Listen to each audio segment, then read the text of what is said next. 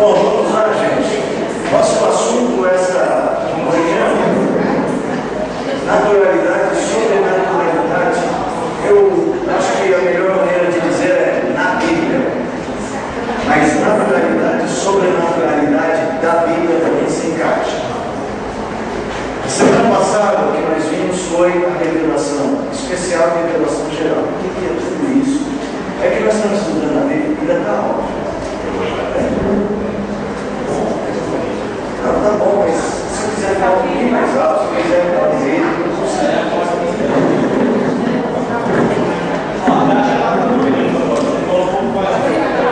você que vai ver o vídeo depois, eu sumi, mas eu vou ver. É o seguinte, vamos focar aqui. Foco, gente. Como é que diz? Foco, força e fé. Nós estamos estudando a Bíblia. Qual é o objetivo nosso? Nosso objetivo nesses 3 meses é estudar a natureza da Bíblia. Para quê? Para você ler a Bíblia com mais consciência. Você saber o que é a Bíblia.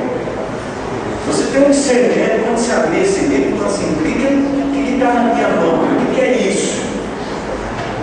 O que é isso que está na minha mão? Para que serve? Para você não ler a Bíblia como um livro apenas de meditações, aí eu preciso de uma palavra para eu poder esse dia ser um dia mais tranquilo, porque isso, por exemplo, o acendedor da Seixonoye, o pessoal usa do mesmo jeito. Quem nunca leu pode ler, que não vai para o inferno porque leu o acendedor, vai ver assim, nossa, isso aqui é até interessante, olha que conselho legal. Tá? Isso aí o horóscopo faz, gente. No elevador do prédio lá, tem aquela televisãozinha que fica rodando, de vez em quando aparece o signo. E aí está lá dizendo assim, hoje, trate de encontrar os amigos, dá um abraço bem apertado, porque você, geminiano, é a pessoa do bem. Aí você fala, nossa, que legal. A Bíblia não é isso. A Bíblia não é só um livro com bons conselhos, um livro com palavras doces, ou um livro de histórias interessantes para a gente pensar. Tá? A Bíblia vai além disso. Nós precisamos entender a natureza deste livro que nós chamamos de Escritura Sagrada. Ou de uma forma mais simples ainda, Palavra de Deus. Deus fala com você aqui, mas fala mesmo. Por isso que é importante nós vermos esse conceito de naturalidade e sobrenaturalidade da Bíblia. Ela é um livro escrito por homens, ela tem um componente natural, porque você põe ela na estante ao lado Pablo Neruda, põe ela na estante ao lado do Pablo Neruda, você põe ela na estante ao lado do livro A República, né, de Platão, Machado de Assis. E ela é mais um livro que está lá na estante. E você, na hora que quer ler um livro, você pode escolher um deles e pode escolher a Bíblia. Você pode tratar isso aqui no seu aspecto da naturalidade da escrita deste livro, como muita gente faz. Agora está muito famoso, está na moda o careca mais sábio do Brasil na atualidade. Né? Pode ser que surja outro, que é o Leandro Carnal. Todo lugar agora é Leandro Carnal. Todo mundo não conhece? Não, Paulo Coelho é o cara que anda nas nuvens, né? O Leandro Carnal é o cara da moda aí, a vocês. Augusto Cury. Teve uma época do Augusto Cury, que ainda é presente, mas o Leandro Carnal é o cara que interpreta o mundo agora. Vocês têm que vir, depois vocês vão. Vou fazer propaganda gratuita do Carnal. Carnal ou Condé? Quem é melhor? É pior. Carnal ou Condé? Os mais intelectuais assim gostam mais do Condé. Quem conhece dos dois deve conhecer. Mas deixa eu falar assim: o Leandro Carnal leu a Bíblia, com certeza. E ele está sempre falando da Bíblia. E ele usa a Bíblia como um livro de sabedoria. É interessante que ele faz comentários e fala assim: caramba, esse cara deve ser crente. Não é. Convictamente ateu. Ateu. Mas usa a Bíblia e fala assim: olha, ele fala, já estava escrito, sabe? Salomão falou isso, falou aquilo. Não. Só que assim, ele lê a Bíblia como um livro no seu aspecto natural e ele identifica coisas boas na Bíblia. E tem muita gente fazendo isso. E neste momento, por incrível que pareça, é moda citar a Bíblia na sua naturalidade. Tá? Quem gosta de conselhos sobre vida corporativa tem aquele cidadão Max Gallagher, famoso. Está sempre citando a Bíblia. Ele é evangélico? Não sei. Não sei.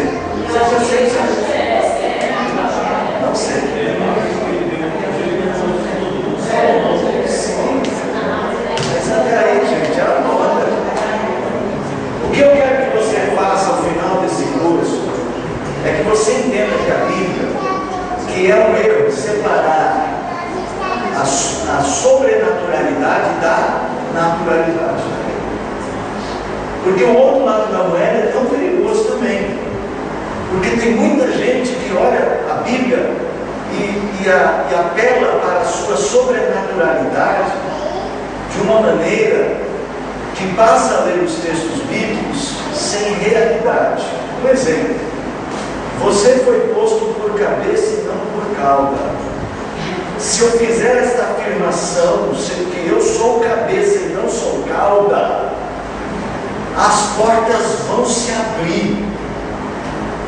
Aí a pessoa copia o versículo e põe como é que chama aquele negócio lá do cara de telemarketing? Como é que chama aquele negócio? Capear? Capear, isso aí, capear. Aqui, ó, vai abrir as portas para mim. Põe a história do Mar Vermelho.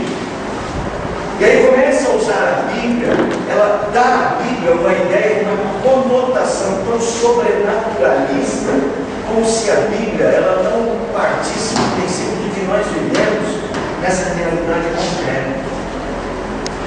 E então usa a Bíblia de forma mística. Partimos para um uso místico da Bíblia. Então, o exemplo mais antigo disso é aquele negócio de deixar aberta a Bíblia lá no Salmo 91. A gente precisa de um equilíbrio para tratar essas coisas, ok? E esse é o que a gente vai buscar na aula de hoje, e o que a gente está buscando neste curso de 3 meses sobre a natureza da Bíblia. Tá? Semana passada eu coloquei a minha listinha de como serão as nossas aulas. Tá? E quem não viu ainda, entra lá no blog EBT, lá em cima, ebt.blogspot.com.br. Tá?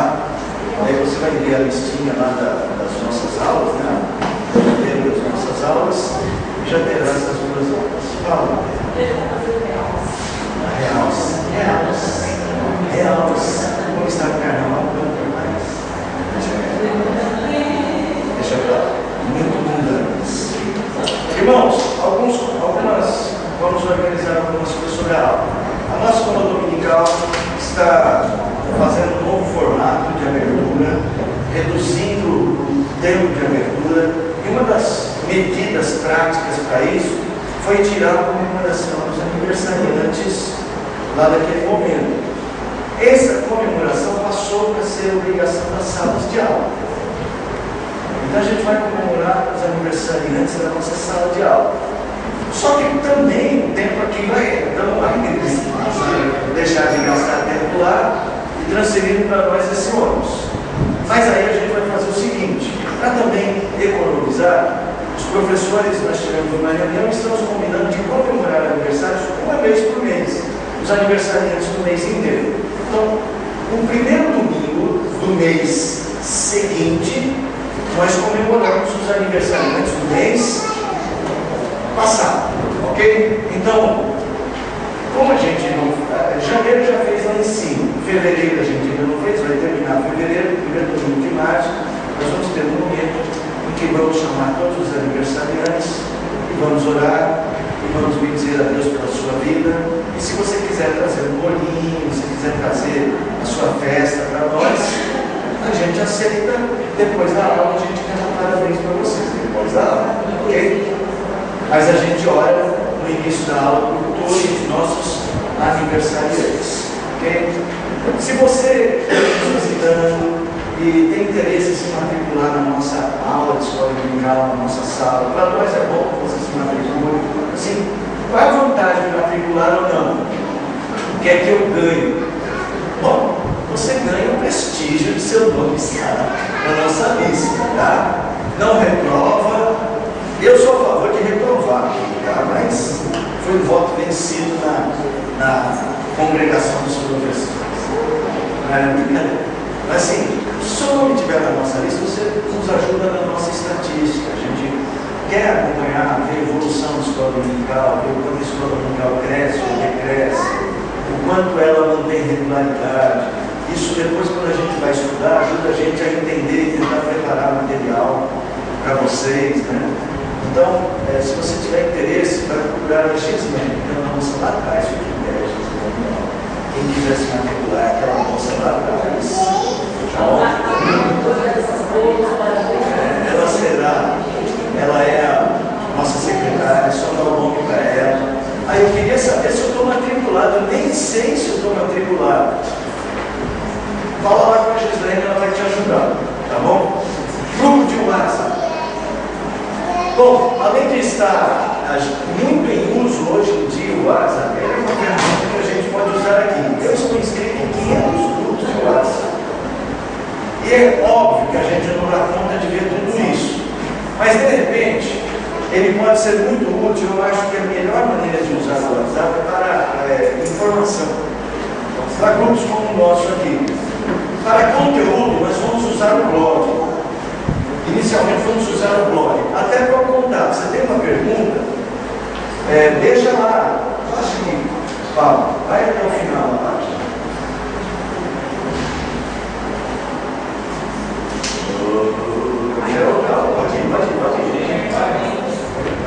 Isso aí. Está vendo lá? Deixe o seu comentário. Ó, Silvia. Está ali o rostinho da Silvia. Silvia entrou e deixou um comentário lá. Tá certo?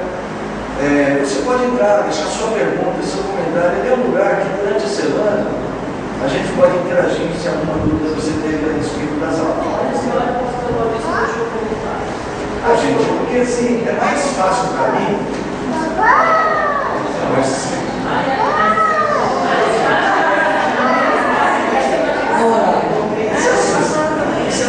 Tem dia que eu pergunto depois do almoço.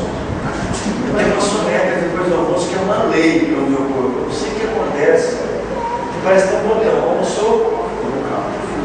Deus põe um sono pesado em mim. Eu já ponho assim para não tirar mais nenhuma. Uma assim para proteger para não tirar mais nenhuma. Porque uma só já está dando bastante trabalho.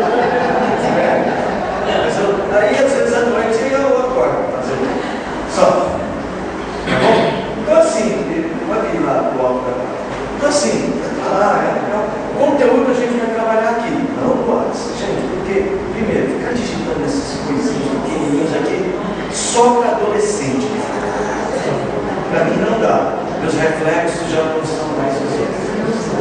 Segundo, se você deixar o seu número com a Gislaine, a gente vai cadastrar nós, não se preocupe em responder.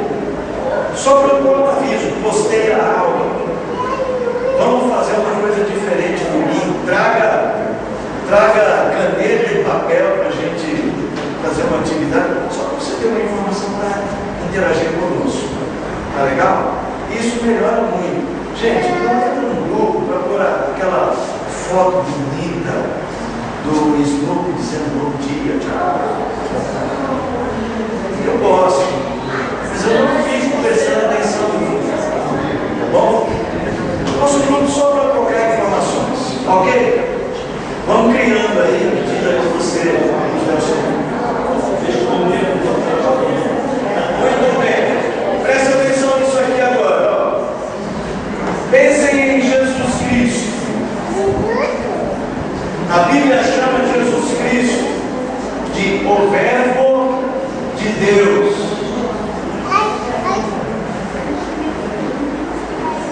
A Bíblia diz que Jesus Cristo é o Verbo de Deus. Jesus Cristo é a encarnação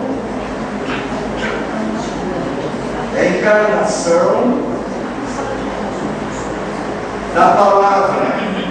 Por isso ele é o Verbo de Deus. Lembra que eu falei semana passada? Revelação geral e especial. Revelação através da natureza, da realidade que nos serve. E revelação através da palavra de Deus. Jesus Cristo é a revelação de Deus. Ele mesmo disse assim: quem vê a mim, vê ao Pai.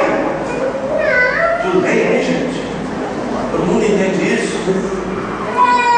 Minha pergunta para vocês: Jesus Cristo é revelação geral ou natural? Ou ele é revelação especial? Vamos fazer esse caso. Pergunta clara? Jesus Cristo é a revelação de Deus. Ele é a revelação geral ou especial? As duas? Por quê? Tem que explicar.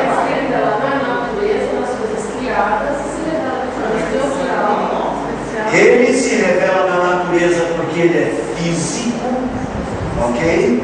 Ele está ali. Ele disse: quem vê a mim, vê o Pai.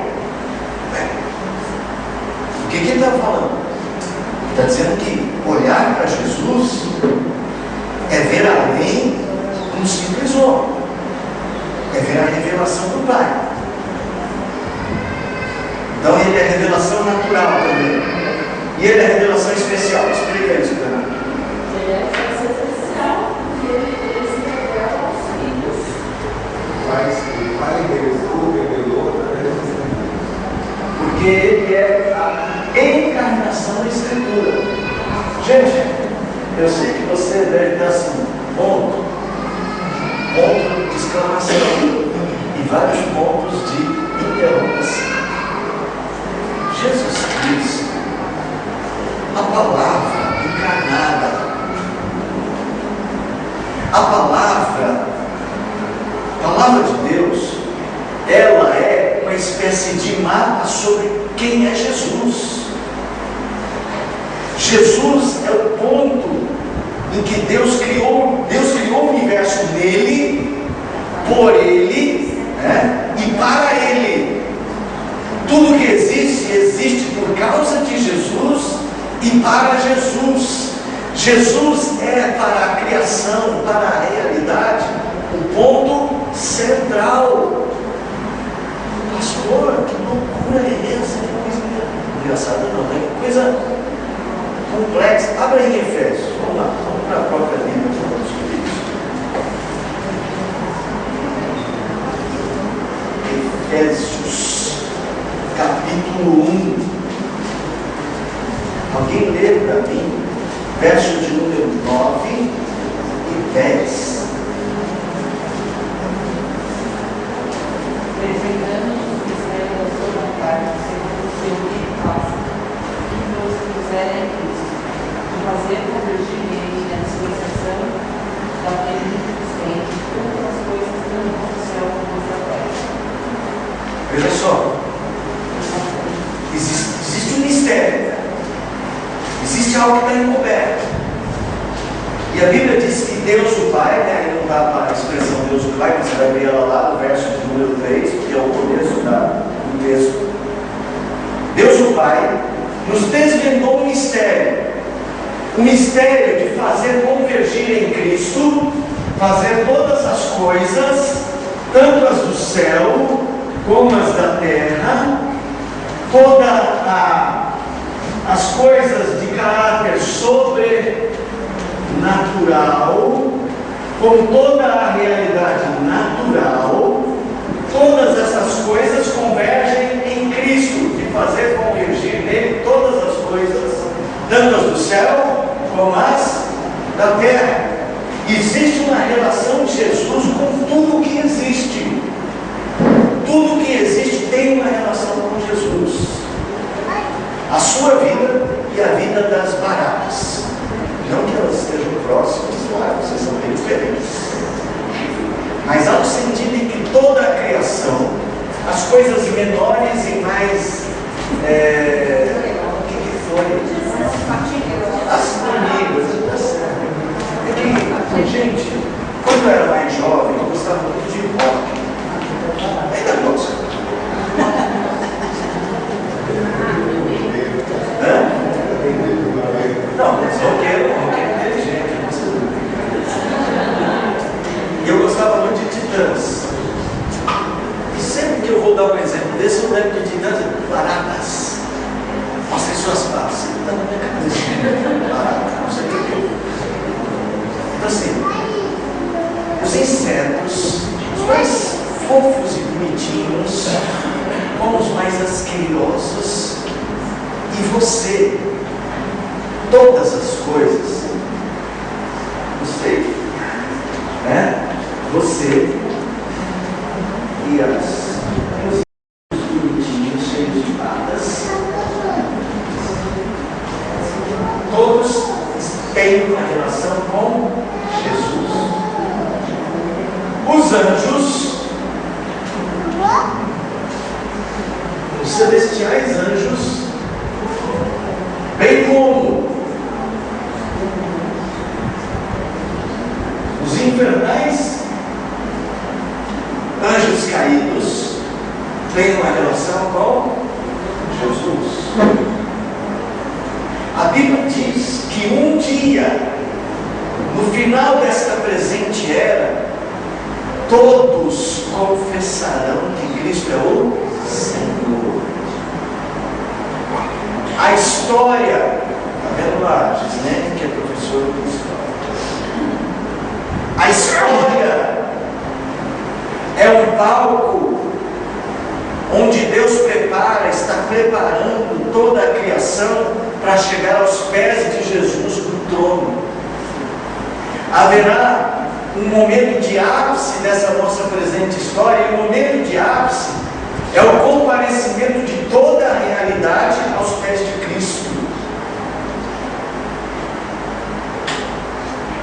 E toda a realidade vai dizer: Jesus é o Senhor. Até a natureza colaborará para isso. Então a realidade que nós vivemos,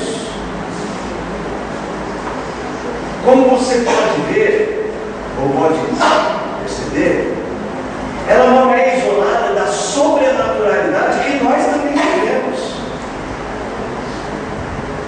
Nós vivemos nessas duas esferas concomitantemente, porque a nossa existência não é isolada da existência sobrenatural de um Senhor sobre todas as coisas, que a Bíblia diz. E aí o texto de Efésios está dizendo que isso era um mistério que estava encoberto, mas que Deus está revelando. Vocês disseram que Jesus Cristo une as duas revelações nisso. Esse é o ponto. Jesus Cristo é o ponto de encontro entre a sobrenaturalidade e a naturalidade. Ele faz a união dessas duas coisas e diz: estas coisas significam isso. Aí em Efésios, aí, está aberto aí o texto de vocês? Capítulo de número 1, verso de número 18 até o verso de número 23. 18 ao 23. Sede iluminados os olhos do vosso coração, para que saiba qual seja a esperança da sua vocação e qual é a riqueza da glória da sua herança nos santos, e qual a suprema grandeza do seu poder para conosco, os que cremos, segundo a operação da força do seu poder, que operou em Cristo, ressuscitando dentre os mortos e fazendo assentar-se à sua direita dos céus, muito acima de todo principado e autoridade e poder, e domínio, e de todo nome que se nomeia, não só neste século, mas também no vindouro, e sujeitou todas as coisas debaixo dos seus pés, e para ser cabeça sobre todas as coisas, que deu à igreja, que é o seu corpo, o complemento daquele que cumpre tudo em todas as coisas. Olha só, então isso você precisa atenção nele. Primeiro ele começa assim, iluminar os olhos do coração.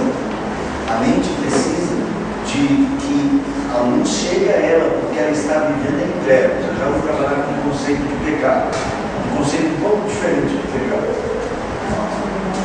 Então você lembra, o mistério está encoberto, né? É como se a gente estivesse vivendo, trabalhando no escuro. De repente ele é revelado, é tirado o véu, a luz entra, puxa a cortina e a luz entra, e os olhos do coração são iluminados. E aí a gente começa a entender a realidade num patamar diferente. A gente começa a perceber que esse mundo que nós vivemos tem uma relação direta com Cristo, que não existe nenhum poder que esteja acima do poder de Cristo. Ao contrário, todas as coisas estão sujeitas ao poder que lhe foi dado por Deus. Então, existe, diz assim, ele está sentado nos lugares celestiais e todas as coisas estão sujeitas a ele. E ele diz que por causa disso foi dada a igreja para ele, e a igreja se une a Cristo para poder ser a intérprete da realidade e para preencher todas as coisas, para que ele possa preencher e explicar para todo mundo a realidade. Ele foi unido à igreja. O que é então a igreja? Você. Você é a pessoa que se relaciona com as outras pessoas, dizendo para elas o que é a verdade. E a verdade é que Cristo é Senhor. Não parece assim que o Evangelho fica muito simplificado? O Evangelho é dizer às pessoas que Cristo é o Senhor e que elas precisam se render a esse Senhor voluntariamente, para fazer parte do reino deste Senhor. Porque o reino deste Senhor vai ser o reino que vai permanecer para sempre. Irmãos, ele fala, pastor, e a Bíblia nesse conjunto todo? A Bíblia, então, é o manual que explica essa união entre a realidade sobrenatural e a realidade natural. E por que é que a Bíblia precisa explicar isso? Porque quando Adão pecou, os nossos olhos se fecharam. Nós nos tornamos insensíveis à realidade de Deus. Foi fechado para nós o entendimento de que a realidade sobrenatural se sobrepõe à nossa naturalidade. Tudo bem? Vocês estão com aquele minutinho de interrogação, estou vendo aqui sobrenaturalmente. Alguma pergunta aqui? Vai lá.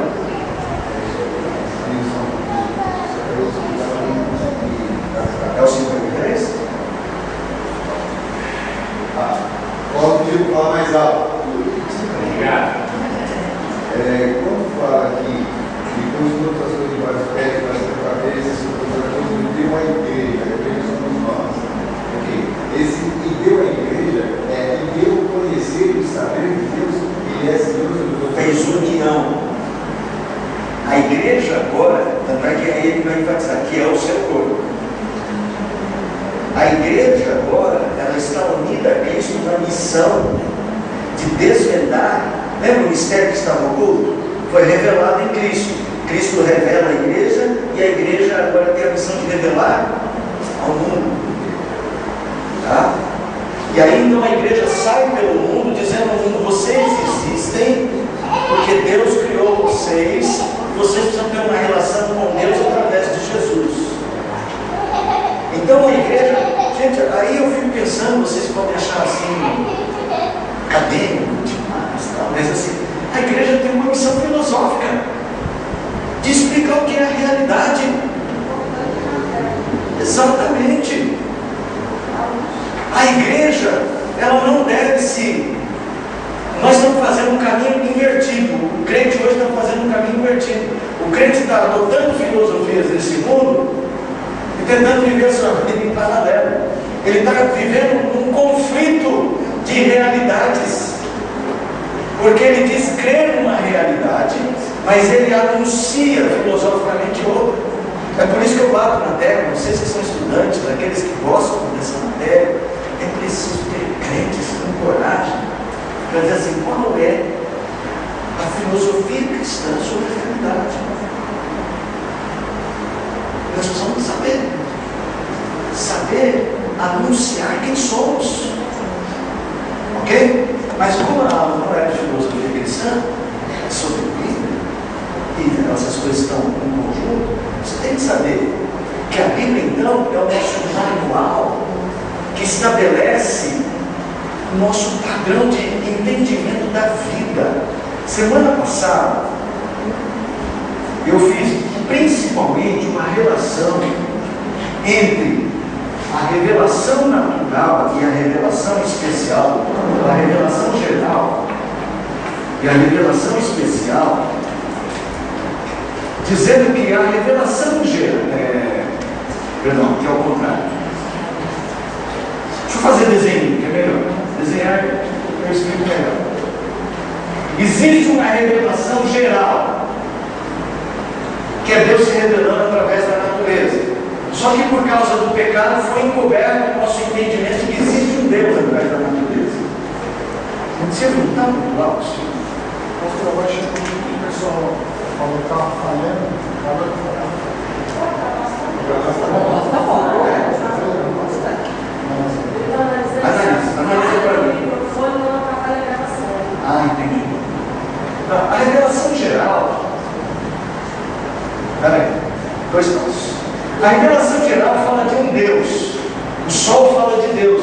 Só que o pecado encobriu isso. A gente não consegue olhar para o céu e ver Deus com clareza.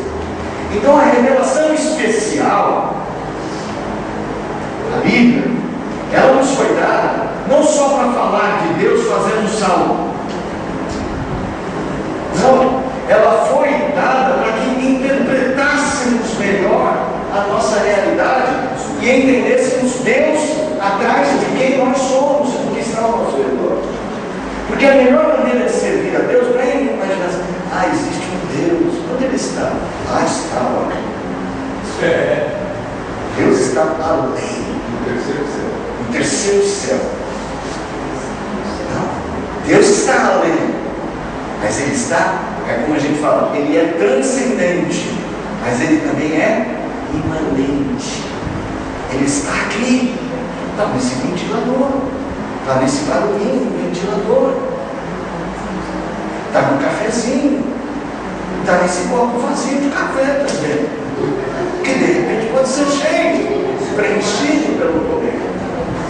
Obrigado, assim, irmãos, Deus está na nossa realidade cotidiana.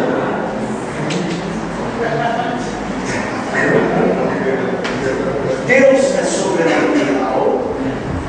Deus é sobrenatural. E a sua sobrenaturalidade preenche a naturalidade na qual nós existimos também. Então essas coisas não estão separadas para nós. Nós não fazemos o que o filósofo Kierkegaard disse: para chegar a Deus nós temos que fazer um salto de fé. Não sei se é a melhor maneira. Bom, porque isso eu vou discutir com o Kierkegaard, né? Mas eu vou dizer para você que eu acho que a gente não faz um salto. Eu acho que a gente faz nada. A gente atravessa para chegar do outro lado e a gente experimenta Deus a cada braçada da vida.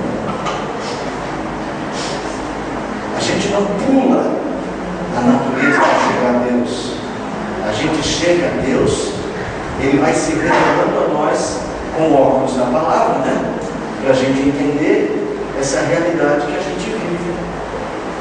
Deu para captar? Deu para captar? Captei a vossa mensagem?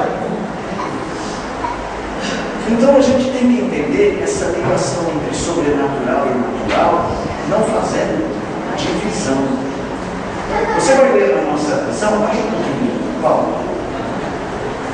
Mais para baixo, pode ir depois, inspirar, pode ir.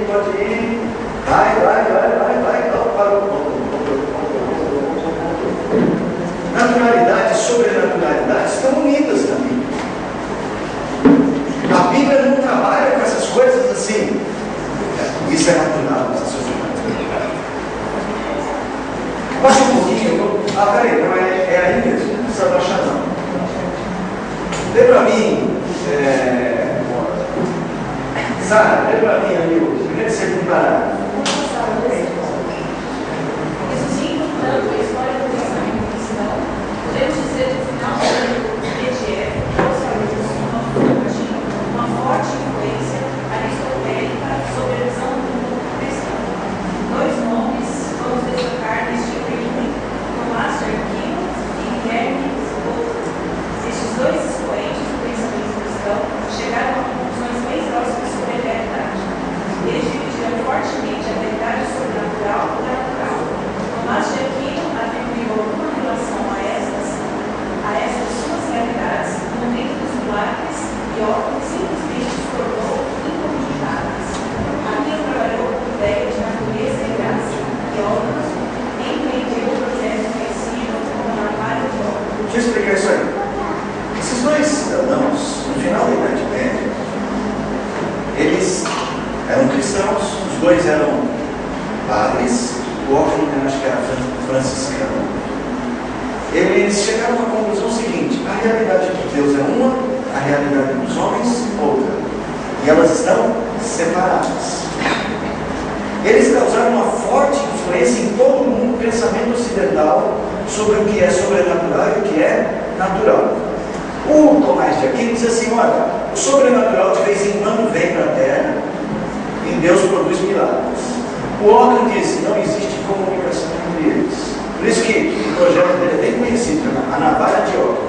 Ele faz uma divisão bem estrita da realidade. Gente, são, quer dizer assim, de forma bem simples. E o que isso é?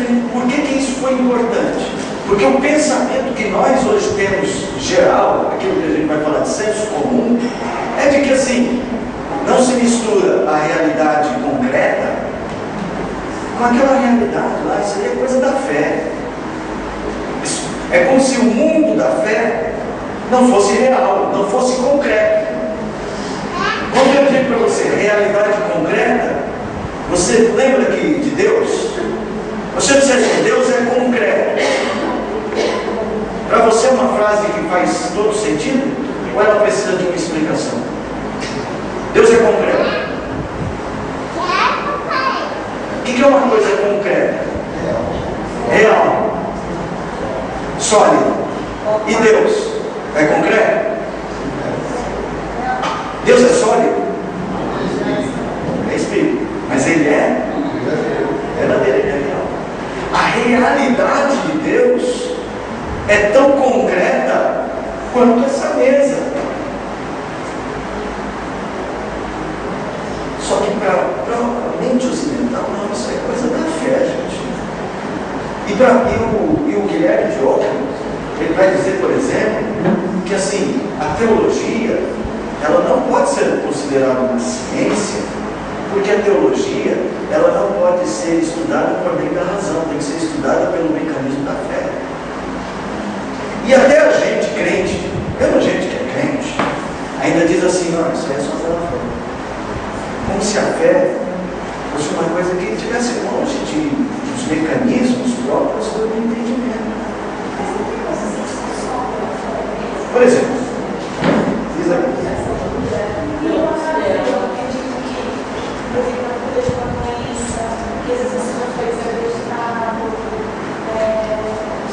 Tá bom, vamos lá. A cura de uma doença. A pessoa foi desacreditada e de repente aconteceu. aconteceu um milagre.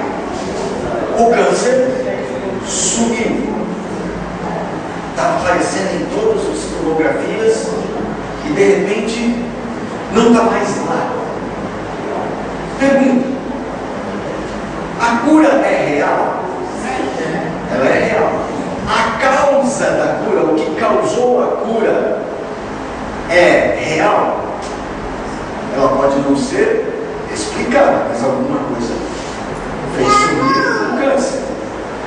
Ou o câncer se auto... Como é que é? Se auto se suicidou. O câncer, o corpo se auto-tratou. Ok? Vem cá, atribuir isso a Deus é uma possibilidade. Dizer assim, atribuir isso a Deus é um ato de fé. Mas assim, se Deus é real, Ele pode fazer isso? Gente, veja só como está enraizado na nossa maneira de pensar. Nós dizemos que Deus é real. Pois, se Deus é real, Ele pode fazer isso. Ele tem poder para fazer isso. E a gente diz assim, mas está vendo? A gente só pode crer que foi Deus. Veja só, quando eu digo que Ele pode, que Ele tem poder, eu estou usando categorias do quê? Da razão mesmo. Eu conheço Deus, eu sei que Deus tem poder para curar, eu sei que não existe nada impossível para Deus. Então eu estou dizendo que Ele pode intervir. No entanto, o que eu estou dizendo? Eu só posso acreditar nisso. Essa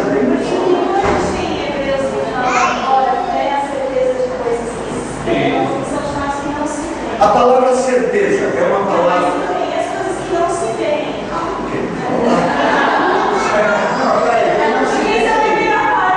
Mas eu nem respondi, você já está. A palavra certeza é uma palavra cognitiva. Tem a ver com razão. Olha lá.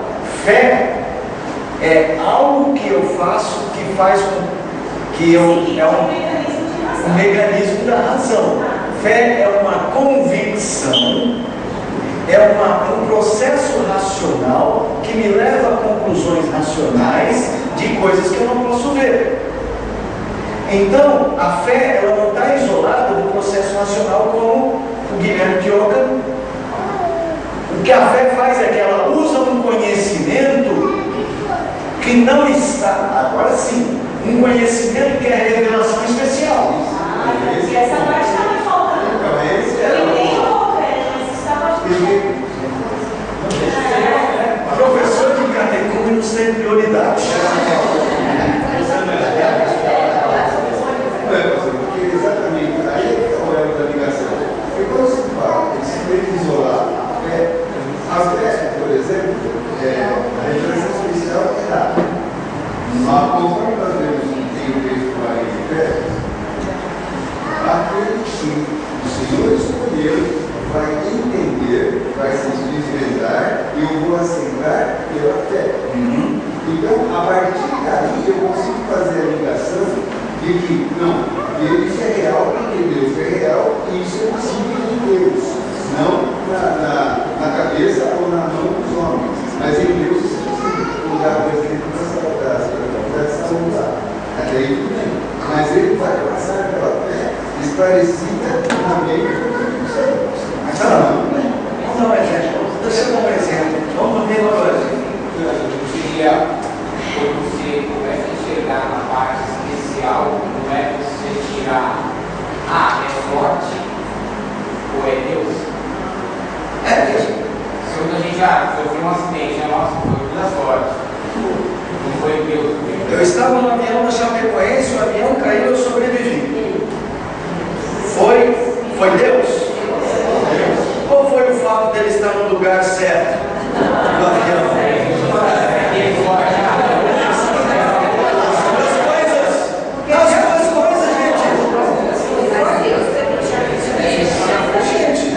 As duas coisas, porque Deus controla tudo.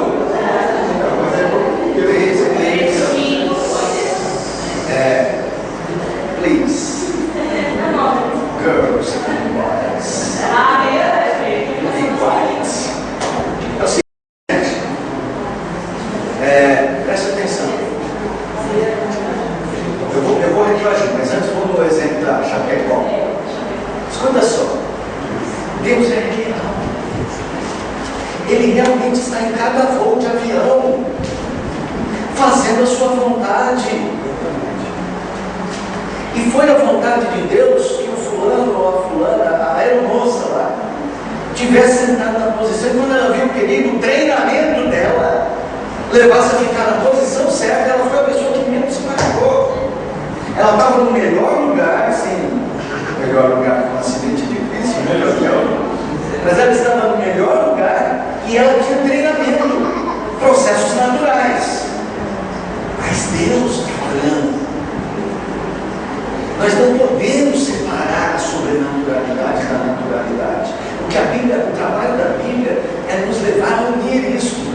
Essa influência de Guilherme de Ockham e de Tomás de Aquino causou para a nossa visão de mundo ocidental esta separação. Uma dissonância. Uma dissonância. Uma dissonância, um afastamento.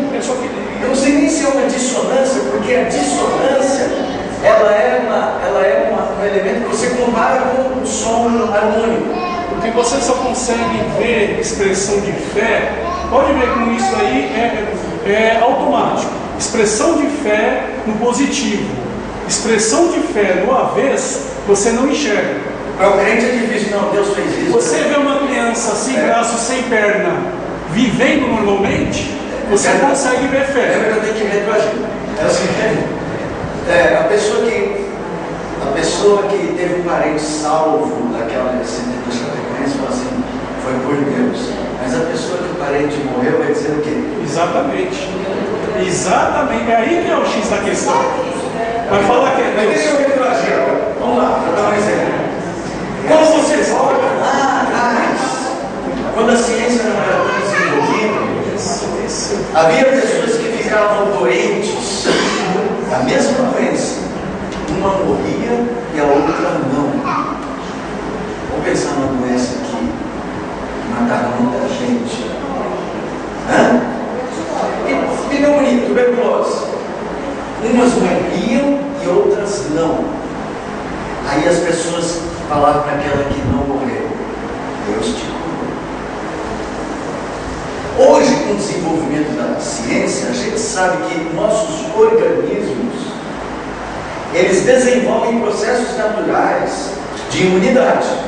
Depende do que a gente come, depende do que a gente tem vontade, se amamentou, não amamentou, essas coisas todas, não é isso? Aí hoje a ciência vai dizer, não, morreu porque não tinha um organismo imune. Então hoje a gente nega que exista uma sobrenaturalidade, não é isso? Meu pai fala que é a nossa desculpa. Então por que a gente tinha um comportamento no passado e outro hoje? Porque lá no passado a gente não tinha ferramentas para estudar o corpo humano como a gente estuda hoje. Então a gente fazia saltos para a sobrenaturalidade. Hoje, como a gente tem mais mecanismo, entende mais o corpo humano, o desenvolvimento celular e todas as coisas do nosso corpo, a gente diminuiu essa. Então hoje uma cura nem sempre é considerado algo sobrenatural. Só que todas as coisas não importam nele, para a Bíblia, é Deus fazendo. Essa palavra sobrenatural. Nessa maneira, esse hoje dos olhos da ciência foi sobrenatural. É sobrenatural. Se viu uma mulher a partir de uma costela do homem. Costela. Só pela fé. Vou fazer brincadeira. Lógico. Sim, mas a fé, cara, só pela fé, o que significa essa palavra? Essa palavra é certeza. Por que você crê nisso? Por que isso é possível? É possível criar uma mulher na costela? Só pelo poder de Deus. Então você está dizendo que a sua fé de que a mulher foi criada na costela é uma certeza baseada no entendimento de que Deus tem poder. Como é que você chegou a esse entendimento? Pela revelação. Como é que você conseguiu entender a revelação? Deus um processo racional. É que assim, gente, eu acho que eu não estou conseguindo explicar. Deus é real, gente, e Ele tem o poder que Ele diz que tem. E Ele pode fazer coisas que estão além do trânsito natural das coisas. Mas o que Ele faz é sobrenatural, mas não é irracional. Ele faz porque Ele tem poder para fazer. Bom, o remédio cura. As substâncias que a gente toma produzem organismos, sei lá, como é que chama? Produzem, como é que fala? Faz o nosso corpo reagir, eles trazem substâncias que fortalecem a imunidade, as coisas do nosso corpo. É um ponto de reação do nosso corpo? Sim. Mas veja só, embora o remédio atue dentro do nosso corpo, dentro de um processo natural, é Deus que controla todas essas coisas, porque tem gente que toma o mesmo remédio e não é curado.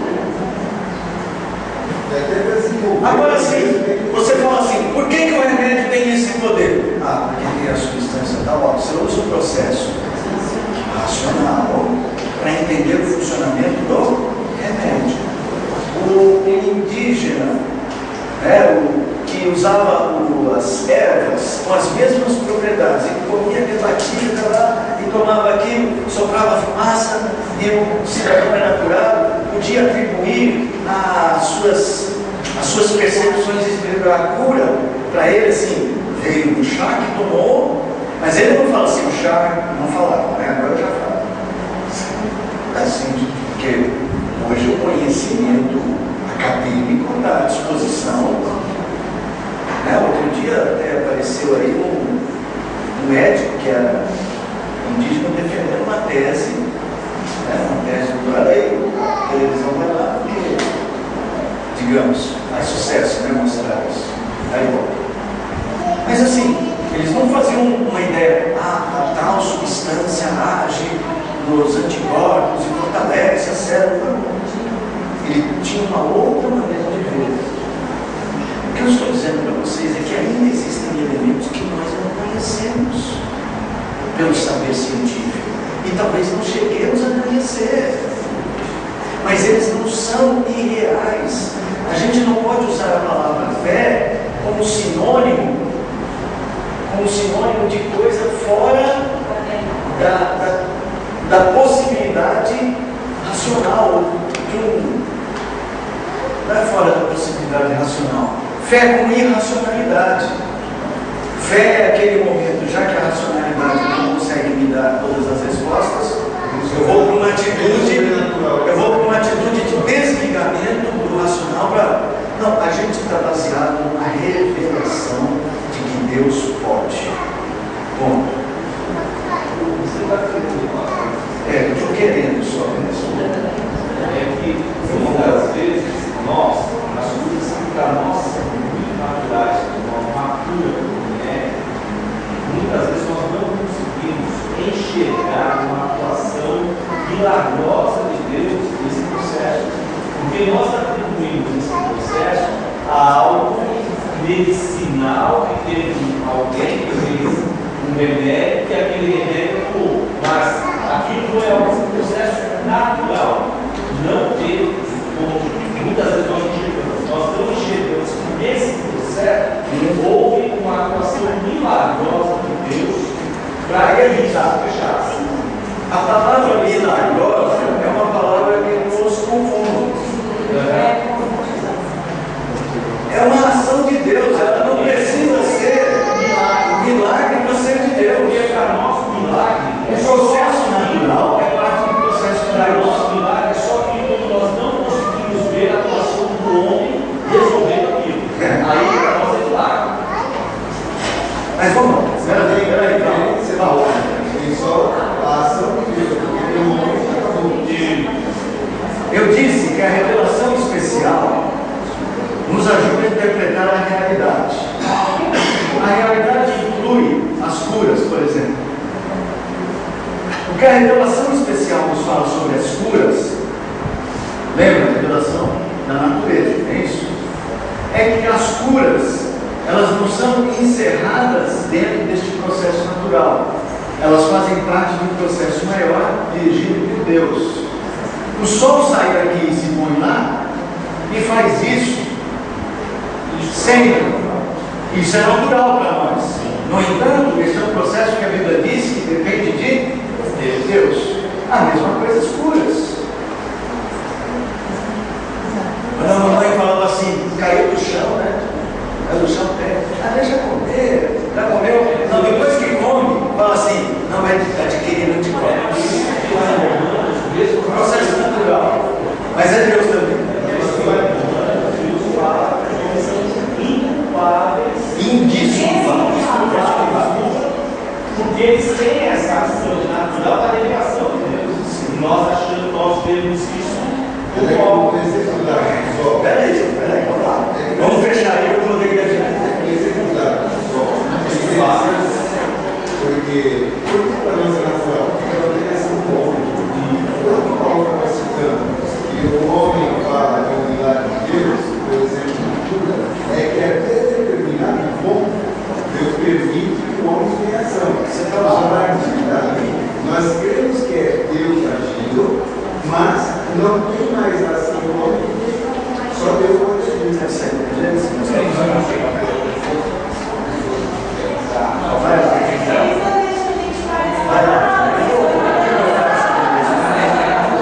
É que eu disse que o professor tem prioridade. Você vê que ele tem que fazer uma campanha contra o fogo.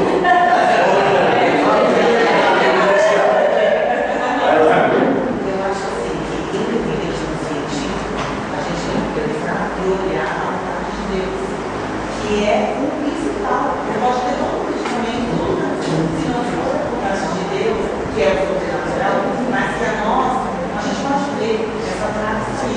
Só que assim, a gente também não pode ir para o outro extremo de olhar para o cientista com desprezo, ou para o médico com desprezo, e dizer assim, isso é sobrenatural. O senhor, doutor, não vale nada. Eu só confio em Deus. Aí o médico, bonzinho, né? Anestesista, põe um pouquinho menos.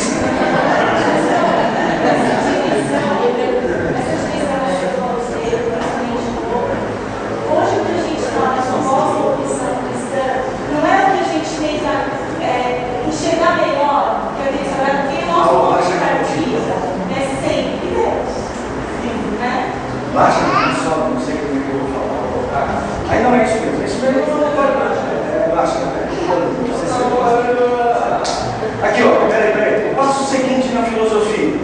O que aconteceu na filosofia do Ocidente? O passo seguinte foi o surgimento do naturalismo, que foi uma negação completa de que existe sobrenatural. Hoje você tem pessoas, assim, Deus não existe absolutamente. E a gente vive nesse mundo, a gente foi criado neste mundo, a gente foi para escolas que estudaram isso. Então fizeram com que a fé religiosa fosse um salto sobre a natureza. Tanto é que fé, religião não se discute. E hoje em dia, religião não é parte do currículo escolar. Porque não pode ser considerado um mundo natural. Por que isso tornou? Volta agora, não. Por que? Agora só. Por que isso agora vai até os 100 quilômetros? Por que é importante? Quando a gente pega a Bíblia, o que a Bíblia faz é unir esses dois mundos. A Bíblia trabalha com a realidade. Aqui o conceito, vai unir assim, o conceito de pecado. Gente, depois vocês vão ler lá, se vocês forem ler no blog, vocês vão ver que está escrito, aqui eu só vou dar os conceitos lá, mais importantes, para vocês entenderem o texto. O que é pecado? Pecado é. Já passou? Não, conceito de pecado. Vai para baixo. O que é pecado? A transgressão da lei de Deus. Não é isso? E o que é a lei de Deus? O que é a lei de Deus? O que é a lei de Deus?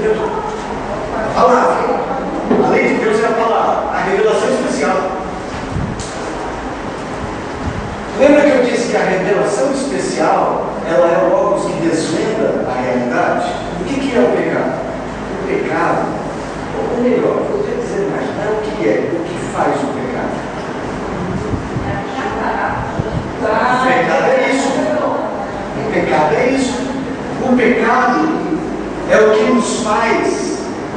O pecado produz uma cegueira. A Bíblia fala isso. E nós não conseguimos ver Deus na revelação natural.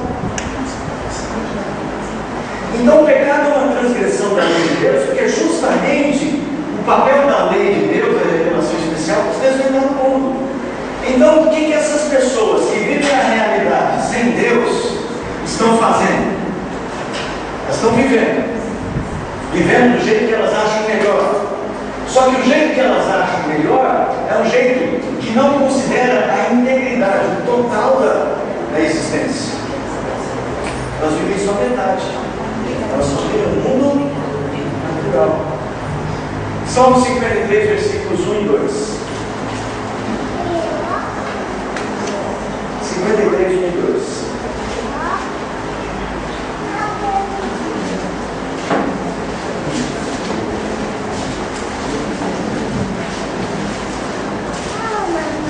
Pode ler. Diz insensato no seu coração, que não há Deus. Corrompem-se e praticam iniquidade. Já não há quem faça o bem. Do céu, para Deus para os filhos dos homens, para ver se há quem entenda, se há quem busque a Deus. Então o que você vê como um comportamento insensato, um comportamento louco, um comportamento ímpio, né? Praticam iniquidades. O que é? É viver a realidade sem Deus. Isso é viver só metade. Mas eles acham que isso é a verdade. Lá em Romanos 1 diz assim: detêm a verdade pela injustiça. Vivem um padrão sem Deus, então não vivem a verdade. A verdade. A verdade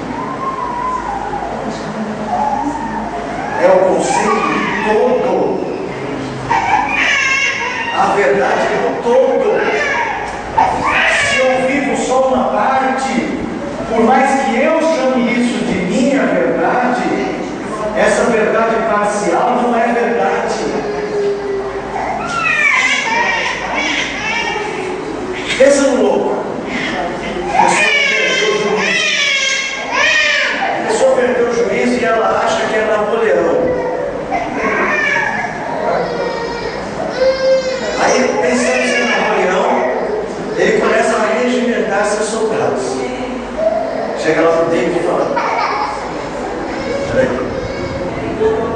David, você agora é soldado no Império, avante! Ele vive na realidade. Na realidade, bom, a gente sabe que não é real, mas para ele é. Aí a gente diz, ele perdeu o contato com a realidade. O que Deus está dizendo no Salmo 53 é que o ímpio perde o contato com a realidade do que é a existência. Ele vive dizendo: não. Toda vez que você age neste mundo, ou experimenta este mundo, sem que este mundo aponte para o seu Deus, você está fazendo isso. Você está vivendo parcialmente. Então, a sobrenaturalidade e a naturalidade da Bíblia, elas são unidas para que você tenha conhecimento da verdade, do que é a vida. Aí você não vai atribuir os poderes de Deus a nenhum outro ser. E nem vai atribuir a realidade que você vive ao acaso. Como dizia aquele velho conjunto, o acaso. O acaso vai nos proteger. Não é, gente?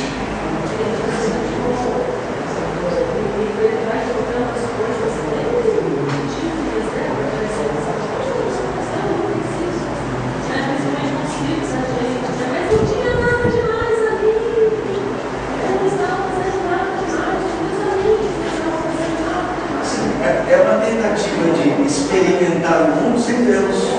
Como se eu pudesse viver uma mentira como se fosse verdade e isso estivesse tudo bem.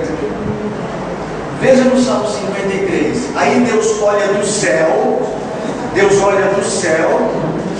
e olha os homens e fala assim: não existe quem entenda.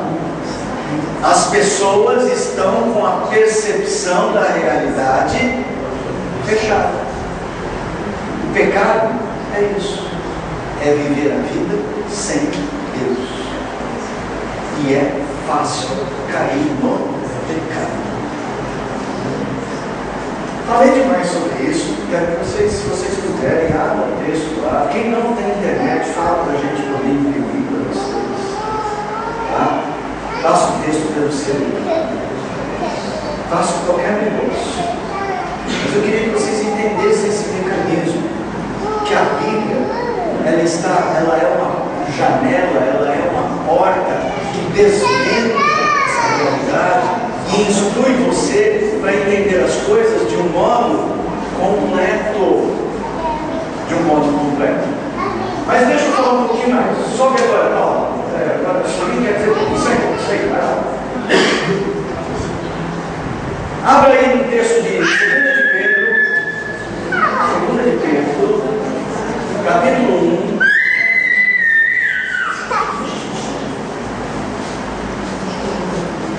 Segunda de Pedro, capítulo 1. Vamos ler dos versos 16 a 18. Eu não sei porque ele ficou branquinho, depois eu vou ver isso aí, mas não faz diferença, né? É que uns ficaram branquinhos. Não sei por quê. 1 do 16 ao 18. Vamos lá. Pode ler.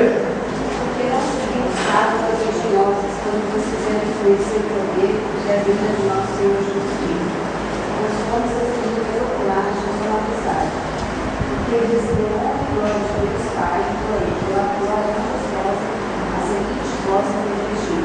Ele chamou de amado, de liberdade, e nós mesmos ouvimos essa voz, de Deus do céu, quando estávamos no meio do Monte Santo.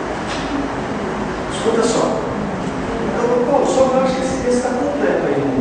Dá uma olhada aí, isso está completo. Mais para cima deve estar completo. Acho que é isso aí.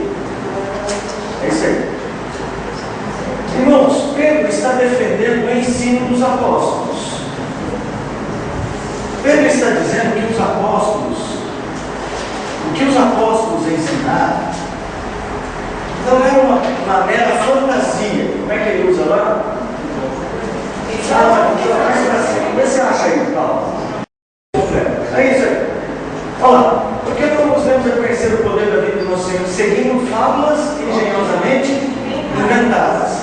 Ele está falando assim, o que nós estamos falando não são aquelas histórias contadas pelos poetas gregos ou romanos, mas criamos uma nova literatura, uma nova visão de mundo, baseada em coisas que nós inventamos. Pedro, para justificar isso, ele vai dizer assim: houve dois momentos em que o sobrenatural e o natural se revelaram na pessoa de Jesus. Aí ele vai dizer: mas nós mesmos somos testemunhas oculares da sua majestade. Está falando de Jesus. Pois ele recebeu da parte de Deus Pai honra e glória, quando pela glória excelsa lhe foi enviada a seguinte voz. Lembra quando Jesus foi batizado? Quando ele sai ali da água, este é meu filho. Vocês fazem assim, né? Deve ter sido uma voz meio de trovão. Este é meu filho amado, quem abraça. Ou foi meio Darth Vader? Não sei como foi. O que eu sei é que eles ouviram uma voz que atestava que aquele homem nazareno da Galileia era o Filho de Deus. E Pedro está falando assim: vocês acham que a gente está inventando coisas? Que a gente está ouvindo vozes do além? Nós ouvimos e vimos isso acontecer. E o outro momento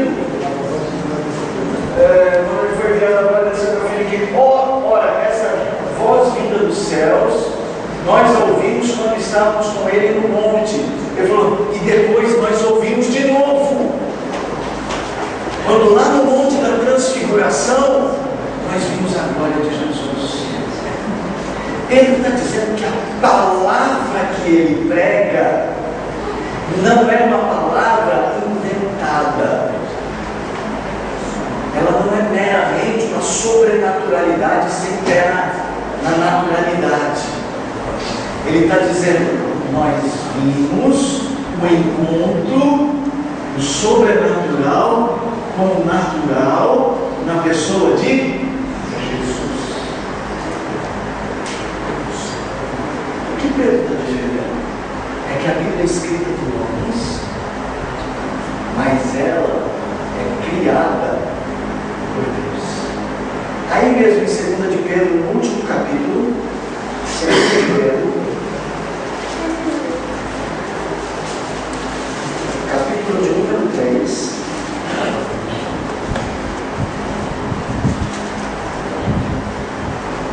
verso de número 14 a 16. Acha aí, Paulo? Nós vamos ter 14 a 16. Acha aí, lê pra gente, Paulo. Lê. Por essa razão, pois, amados, esperando estas coisas, empenhai-vos por sermos achados por Ele em paz, sem mácula e irrepreensíveis. Só um minutinho, vai aí. Lembra que ele disse, as coisas que nós falamos sobre a vinda do Senhor não são fantasias? Ele está dizendo, ele está chegando na conclusão da sua carta, dizendo, então esperem essas coisas, vivendo de um modo irrepreensível. Deixe a vida natural de vocês ser controlada por essa percepção sobrenatural da realidade. Continua, Paulo. E temos a salvação, a longanimidade do nosso Senhor, como igualmente o nosso amado irmão Paulo escreveu, segundo a sabedoria e cuidado, ao falar acerca das coisas como de fato, costuma fazer em todas as coisas escritas, nas quais há certas coisas difíceis de entender dos ignorantes e instáveis, tudo, como também desculpam as demais escrituras, ou a própria instituição escrituras são. Uma coisa importante você notar aí, note nesse texto, que ele chega e fala assim, Paulo teve um raciocínio. Paulo foi o grande sistematizador da fé cristã. Jesus veio ao mundo, Jesus faz a expiação dos pecados, a justificação nossa, e Paulo explica tudo isso. E Pedro vai falar, Paulo escreveu sobre a salvação de Cristo, Paulo entendeu a coisa. Agora, gente, Paulo não entendeu essas coisas só com uma sabedoria meramente humana. Ele diz assim, sabedoria que lhe foi dada. Então a Bíblia, ela é um empreendimento que tem a ver com a cultura humana. Vocês vão ver aí no texto, eu falei sobre Lucas, você pesquisa, os livros dos reis, é um livro de história. Mas ela tem por detrás uma origem sobrenatural. A Bíblia, a palavra de Deus que fala da união do sobrenatural com o natural, ela própria é essa união também. Porque ela própria também aponta para a pessoa que torna unida essas coisas. Então, tenta juntar esses conceitos e dizer assim, quando eu abro a Bíblia, eu tenho uma interpretação da vida que vai além do natural. Então, quando você for para casa, e você viver qualquer situação difícil, ou mesmo quando viver qualquer situação alegre, não separe. Não pense que o que você está vivendo é algo que você vive fora do mundo de Deus. A gente tem muito disso. Lembra o negócio do tsunami? A famosa frase, onde estava Deus do tsunami? Resposta, melhor resposta. Deus está onde sempre Esteve no controle. Sempre. Nós precisamos de uma maturidade vivencial. Para entender a vida, eu estou usando muito essa expressão, de um degrau mais elevado. Por isso que nós não podemos pecar, viver como se Deus não existisse. Não, a vida material tem que me virar. O domingo é um momento religioso. Não existe isso. Não existe a navalha de oca.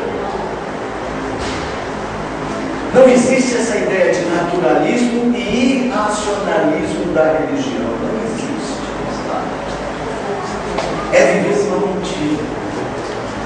Mas às vezes mesmo um crente constrói pequenas mentiras em parcelas da sua vida. Porque ele vive parte da sua vida sem Deus. Então fica aqui, aproveitando que eu estou vendo as crianças já, fica aqui um conselho. Ensine para os seus filhos a viver a vida como um todo. E quando ele for para a escola e o professor disser para ele assim, Deus me faz, filho, olá Zezinho, eu sou José, tá? Ninguém se ofende com Zezinho. Olá Zezinho, Deus não existe. Para ele ir para casa entendendo que Deus existe, mas o seu professor não consegue enxergar. Porque o mistério da eternidade.